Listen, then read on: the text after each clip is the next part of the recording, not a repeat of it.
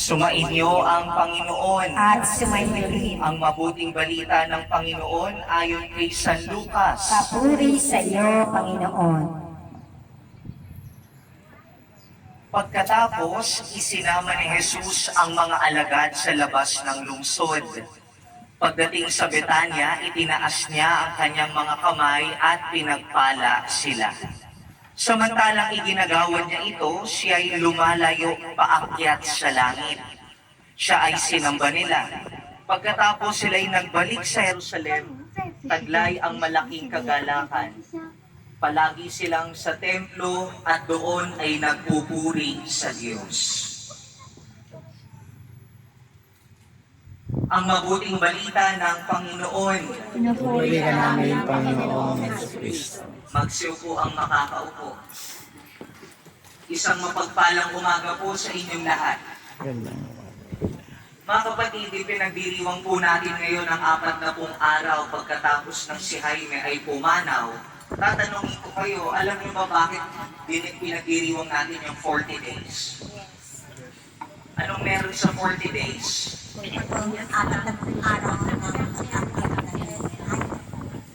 Tatandaan niyo po ito, tama naman po iyon. Doon sa ating first reading, narinig po natin, alam niyo yung Noah's Ark? Di ba bumaha po nun? 40 araw daw, umuulan. Mahigit 1 buwan na bumabagyo at bumabaha. Wala pa yung dinanas natin last week.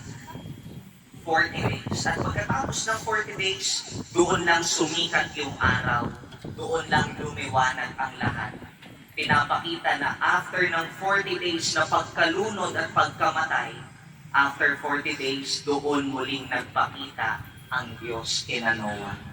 Gayun din po, kaka-research ko lang po ngayon kay Google, mula nung pinako si Jesus hanggang sa kanyang pag-akyat sa langit, nakalagay po dito, in Christian belief, there are 40 days between Jesus' crucifixion and ascension. 40 araw ang pagitan nung siya ay pinako sa krus at siya ay umakyat sa langit.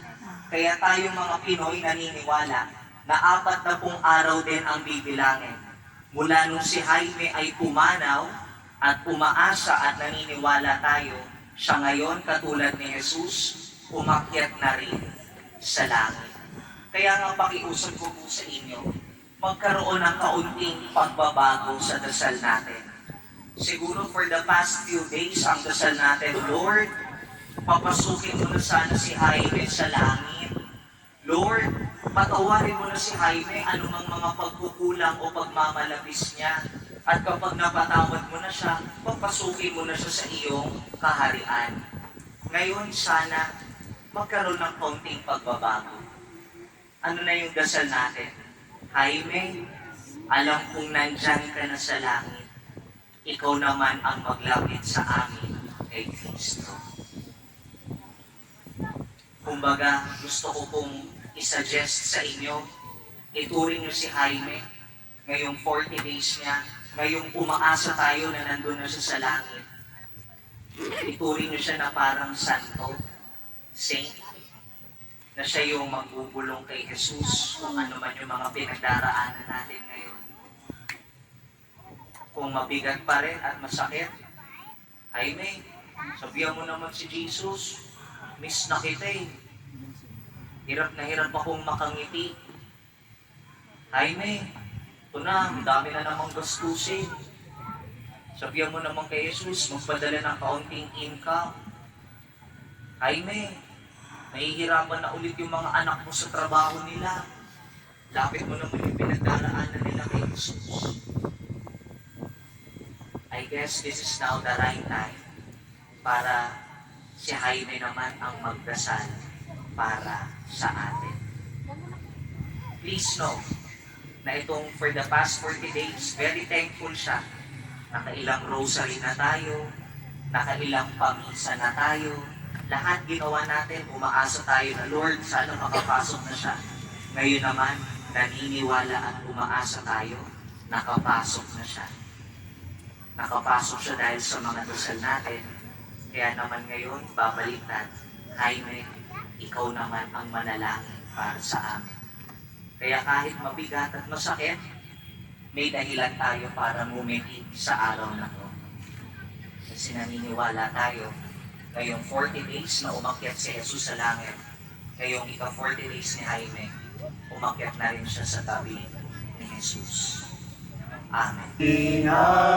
Pinangalan mo, mapasa amin ang kaharian mo, sundin ang loob mo.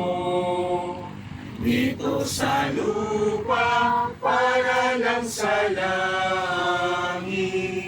bigyan mo kami ngayon ng aming kakanin sa araw-araw, at patawarin mo ang aming mga sala para ng pagpapatawad namin sa nagkakasala sa amin. At huwag mo kaming ipahintulot sa tukso, at iadya mo kami sa lahat ng masama. Puno ka ng grasya, ang Panginoong Diyos ay sumasa iyo.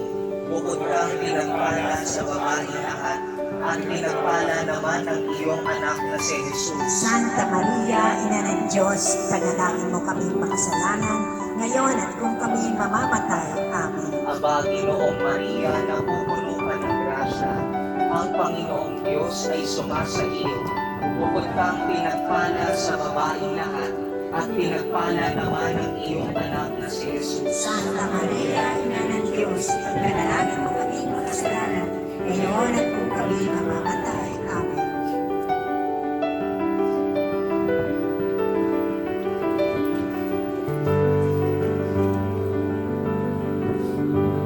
Pag-ibig, patawarin mo na sana ang kanyang mga pagkukulang at nagawang pagkakasala, dala ng kanyang kahinaan.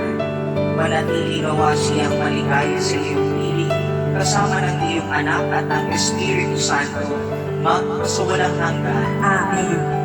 Paalam sa iyo, kapatid na pumanaw, makasabiling ka nawa ng buong may kapal. Ang pagpapala ng Diyos ay baunin mo sa ngalan ng Ama at ng Anak at ng Espiritu Santo. Amen. Sa paraiso, makikitang muli tayo. Samahan ka ng mga santo. Kahit na may nauuna, tayo rin ay magsasama upang lagi tayong lumigaya sa piling ng Diyos Ama. Amen. Sumainyo ang Panginoon At sumainyo rin. at pagpalain kayong lahat ng makapangyarihang Diyos, Ama at Anak at Espiritu Santo. Amen.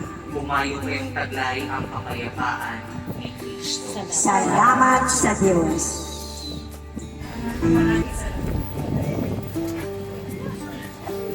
Salamat po at nakalutusan ng trabaho sa mga kamag-anak, kaibigan, nakalagpupot po. Maraming salamat sa mga prayers na nagalagpupot sa asawa ko.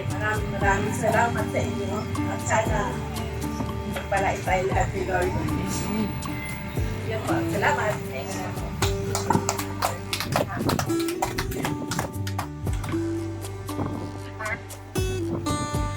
Spirit, Amen. Bless us, O Lord, and this thy gift which are about to receive from thy bounty through Christ our Lord. Amen. The Father, and of the Son, and of the Holy Spirit. Hindi niya nagagalaw batok niya, kaya malambot yan. Sige po, Father. Hindi niya, tsaka yung belly, hindi niya rin nagagalaw, kaya malambot. Kaya bacon, no? Bacon. Oo.